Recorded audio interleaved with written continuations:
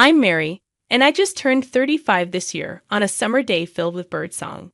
Today, my mom, who is also my boss, called me into her office. "What do you need?" I asked. Without looking away from her desk, bothered by the heat, she told me she's giving the company to my sister and that I'm fired starting today. The bright summer sun made it hard to process. I must have sounded surprised. Annoyed, my mom looked at me and said, "Didn't you hear? You're fired? We don't want negativity here. Leave by the end of the month." With that, she went back to her documents, signaling the conversation was over. In that office with only bird sounds, I was still processing when she scolded me. "Why are you still here? Get back to work now." I mechanically stepped back, said, "Excuse me," and left, closing the door. Our company is a modest 2-story building, a demolition business with around 10 employees. It's a family affair, led by my mom as the president, with my aunt and her husband as executive directors, and my mom's cousins as managing directors. Despite the family ties, it's evident that my mom holds the majority of the power. Initially, after high school, I started working at an accounting firm. However, at 25, my mom informed me that our company needed an accountant and guilt-tripped me, saying, "Are you going to abandon your family in trouble? You'll regret it in the end." Reluctantly, I joined our family business. But my role wasn't limited to accounting. Whenever there was a shortage of hands, my mom piled paperwork and various tasks on me. I even found myself doing sales. In essence, I became the company's go-to person for everything. To avoid being a burden, I dedicated long hours from morning till night and somehow managed to handle the diverse responsibilities thrown my way over the past decade. On the flip side, my sister Lucy, who was set to take over the company, is 3 years younger at 32. She had only joined the company 2 years prior, having hopped from job to job, claiming they weren't a good fit for her. Around 30, Lucy stopped job hunting and spent her days lounging at home. That's when my mother decided Lucy needed a job that suited her and appointed her as an executive director in our company. Despite my 10 years of dedication, I remained a regular employee. The contrast in treatment between us sisters surprised everyone, but I wasn't shocked. My mother had always favored Lucy since childhood, showering her with any clothes or toys she desired and praising her cuteness. On the other hand, I received hand-me-downs, and my mother often brushed me aside, saying, "This is good enough for you." As a child, I didn't comprehend why I was treated differently. I worked hard at school and helped at home, hoping to gain my mother's attention. Even when I handed in my straight-A report, she barely acknowledged it. At one point, feeling unattractive, I even contemplated plastic surgery, thinking it might bring me the affection I craved. It was my aunt who eventually explained why my mother ignored me so much when she saw me in that state. During my high school years, I was informed that my father had passed away. However, the truth was that when Lucy was born, my father left my mother for a woman from his workplace. This woman, older than my mother and supposedly less attractive, had an aura similar to mine. My aunt, who is my mother's younger sister, casually remarked, "Your mom is a proud woman." I think she couldn't stand losing her husband to someone older and supposedly less attractive than herself. There was a distinct air of satisfaction in her tone, as if she found joy in my mother's troubles. By the way, my aunt's appearance was rather ordinary, leaning more towards my side of the family. She could be a handful, but she excelled at her job, often using her charm to get ahead. She continued, "My mother took charge of the family business at 32 when my father left her. Leveraging her striking beauty, she attracted and retained numerous clients, significantly boosting the business. Part of the success was due to the era, with many buildings needing demolition after reaching their lifespan. Consequently, neither my aunt's family nor my cousins could really oppose my mother. Lately, the expenses for industrial waste disposal and transportation have risen, making it challenging to maintain a balance between demolition costs and actual expenses. Our company, along with the entire industry, was facing tough times, struggling even to cover monthly employee salaries. In the midst of these difficulties, My younger sister joined as an executive director. I wondered how we would manage her salary, but my mother straightforwardly said, "We'll reduce your salary to pay hers. We're family, it's only natural, right? Even with a salary cut, it won't be enough for an executive director's pay." I argued reasonably, but as usual, Mom insisted. "It's your responsibility to figure it out. Just make it work." I tentatively suggested, "Shouldn't Lucy start as a regular employee?" My mother gave me a stern look and rebuked. "Who do you think you're talking to? This isn't something for someone like you to interfere with." We were all living under the same roof at the time. Lucy didn't contribute financially to the household, whereas I contributed $1,500 every month. Even when Lucy joined the company, she didn't contribute anything to the house. Since I was young, I had been helping with household chores for my busy mother, while Lucy acted as if doing nothing was the norm. "Hey sis, is dinner ready yet?" Lucy would ask about dinner when I was working overtime. When I suggested she make something for herself, Lucy said, "What? I don't know what to make. The kitchen is your territory, right? I don't want to get scolded for using it without permission." "You scolded me for that before." She never attempted to cook. Using that past incident as an excuse, Lucy neglected cleaning up after herself and never put things back where they belonged. She held a grudge for the scolding and used it as an excuse to avoid doing anything. I often had to reluctantly come home to prepare dinner and then head back to the office to continue working. My mother usually didn't cook dinner either. Despite my efforts to prepare meals, my sister Lucy often opted to eat out, choosing whenever she fancied. Lately, my mother's frequent business meals with Lucy meant I had less need to cook dinner. However, the surge in entertainment expenses became a new concern. At 63, my mother began complaining more about aches, pains, and the consequences of heavy drinking. During this period, I was summoned to the CEO's office and informed, "I'm handing the company over to Lucy. You, who are not as attractive, are fired." While I could understand the decision based on my mother's past actions, it was hard to accept being let go because of my appearance. Even if my salary was redirected to Lucy, I failed to see the merit in it. When I consulted my aunt, she already knew about Lucy becoming the CEO, but my termination was news to her. After some contemplation, my aunt mentioned, "I don't quite understand, but it seems Lucy has been saying behind the scenes that she doesn't like it when she tells everyone she'll handle something, and they say it's okay because they'll ask Mary for help. Maybe that's part of the reason." No, everyone stopped asking Lucy because she does sloppy work, right? Lucy was indeed incompetent, missing deadlines, making phone mistakes, and having numerous typos.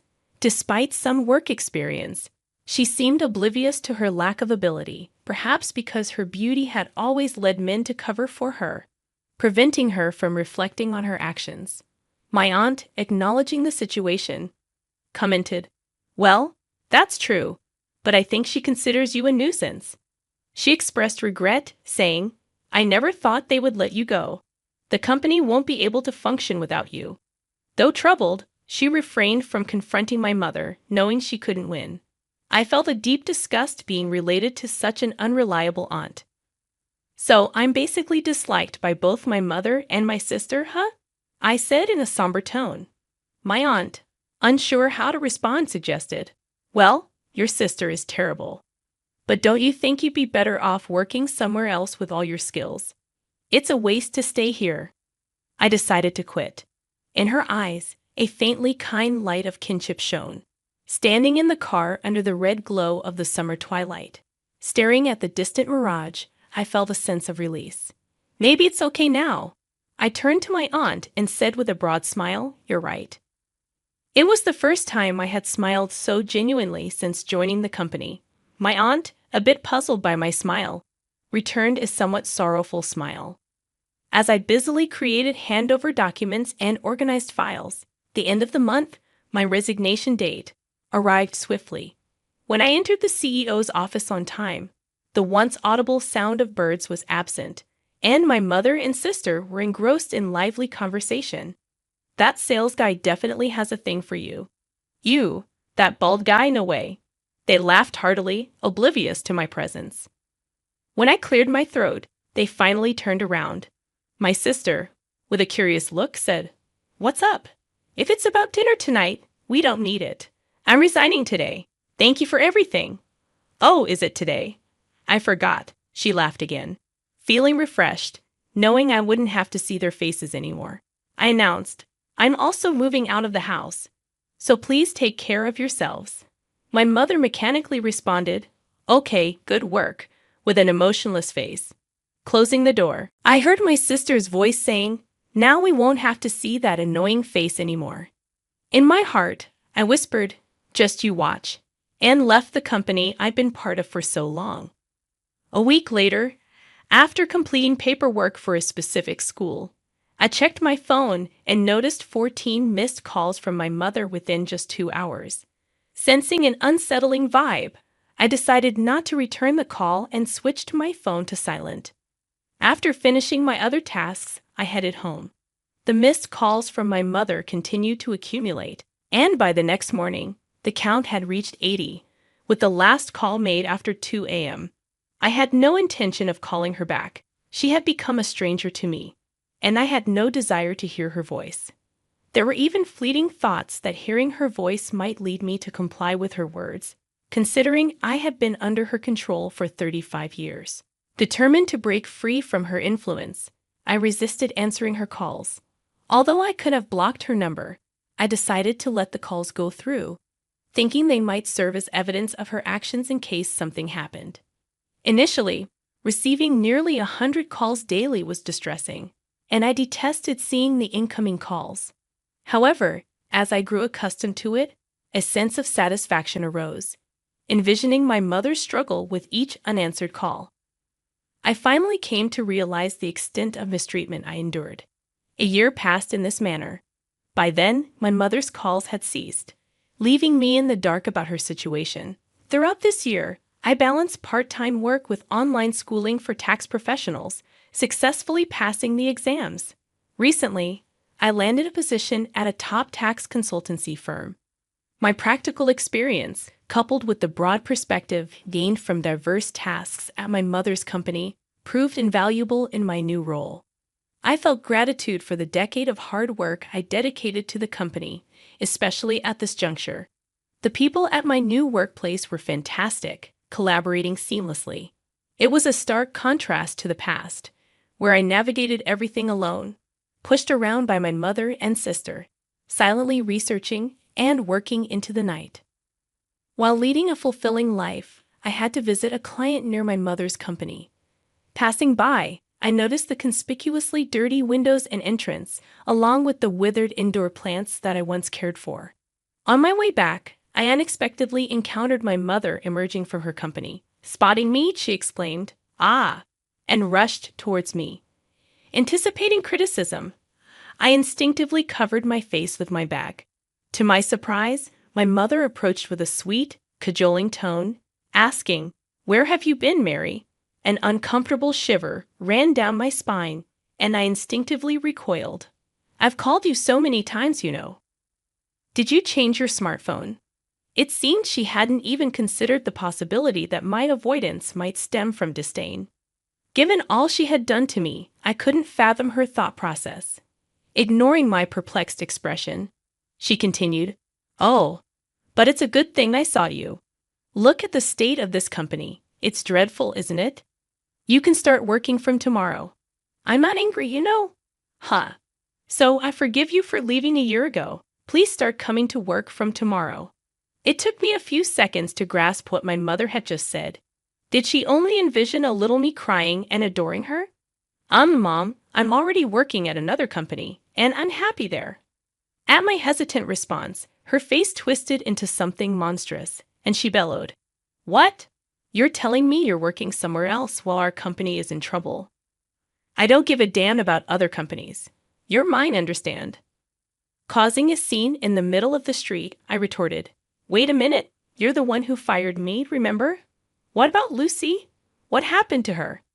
In response, my mother snorted and dismissively said, "Oh, Lucy. I thought she'd be more useful, but she was caught having affairs with 3 men from our key client. Needless to say, our dealings with them ended in a flash. If she was careful enough not to get caught, it would have been all right, so I kept her from the front office and made her do clerical work. But she couldn't even clean properly and was absolutely no good at accounting. Because of her, we couldn't even afford to hire someone else. After venting her frustrations, my mother turned to me with a grin. "That's why it's your turn, Mary. Ever since you left, the office has been in shambles. I need you to take responsibility." I had meticulously prepared a handover manual before leaving and had explained everything to Lucy. Lucy probably hadn't even glanced at the handover document, and I was certain my mother hadn't heard anything about it. Even if she did hear, she'd either not remember or pretend to have forgotten. I couldn't fathom why they would fire me and then ask me to take responsibility. This was how these women always acted, taking a tough stance, blaming others, and letting others clean up their mess. It was their usual trick. I bit my lower lip, thought of the kind faces of the people I was currently working with, and vowed to myself that this was the real world I had been living in. A chaotic world until now, but I wouldn't succumb to this pressure anymore. I couldn't fathom why they would fire me and then ask me to take responsibility. This was how these women always acted, taking a tough stance, blaming others, and letting others clean up their mess. It was their usual trick. I bit my lower lip, thought of the kind faces of the people I was currently working with, and vowed to myself that this was the real world I had been living in. A chaotic world until now, but I wouldn't succumb to this pressure anymore. "You, the boss, were the one who fired me, right?" My mother appeared slightly taken aback by the change in my tone. "And you fired me because I'm not attractive. Isn't that the reason?" A crowd had gathered around us, drawn in by our argument. Aware of the eyes on her, my mother stammered. "Did I say something like that?" "Are you sure you didn't misunderstand?" "No, I heard it crystal clear. You're handing over the company to my beautiful sister and dismissing me because I'm not as visually pleasing." I questioned her decision, explaining how I had dedicated a decade of hard work to the company, while my sister, who barely contributed, was handed the reins after just 2 years. The crowd began to murmur, expressing disbelief and sympathy. "Can that really happen? That's terrible. Are they even related by blood?" Some started recording the scene, but I was too angry to care. As my mother sweated and paled under the collective disapproval, panic set in. "Mary, you're misunderstanding. Let's go inside for now." Misunderstanding? What exactly am I misunderstanding? If you didn't say such things, you should be able to deny it clearly. When my mother fell silent, onlookers started saying, "She's silent, so it must be true." Unbelievable. Something snapped in my mother, and she started shouting, "Shut up. It's all your fault for being unattractive and gloomy. Ugly people should know their place and obediently do what beautiful people say. That's all you're good for." The surrounding people were shocked by her outrageous behavior, quickly uploading videos. "The unattractive woman obeys the beautiful woman." The video went viral, reaching my mother's clients, leading to a halt in all transactions. Over the year after my departure, they engaged in fraudulent activities, resulting in bankruptcy when the video surfaced. My mother and sister, now without income, sought refuge at my apartment. However, I refused to open the door. Eventually, they settled in a 45-year-old apartment, living in fear of creditors. My sister's attempts to coast through part-time jobs with flirtation were met with disapproval, leading her to frequently change jobs. As for my mother, the internet video had spread, causing her to be shunned by part-time colleagues. She silently worked alone. In contrast, I found a boyfriend at my new workplace. He may not be conventionally handsome, but he appreciates my dedication and sincerity. We are planning to get married soon, and I am grateful for the diligence that has shaped my days.